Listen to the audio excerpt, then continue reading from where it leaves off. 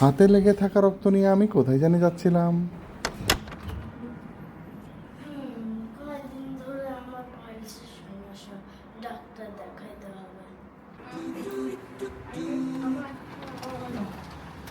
সবসময় ফারহান ভাইয়াকে বলি জেনে শুনে সব কিছু করতে। ইবাদের পাইলসের সমস্যা, তারপরও কেন আঙ্গুলটা মুখে ঢুকাইতে হইল? একটা দুর্ঘটনা যত ছোট আর বড়ই হোক, একটা দুর্ঘটনা তো সারা জীবনের কান্নাই হয়, তাই না? কি বলেন আপনারা? দেখেন অবস্থা।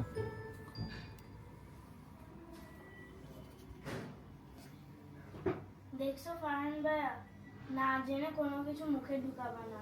ফিউচারে আর কোনোদিন যাতে এটা না হয়। Don't ever put your mouth in someone's finger. এখন কান্দো কেন? বড় ভাইরে পাইলসের আঙ্গুল খাওয়ানোর সময় মনে আসছিল না?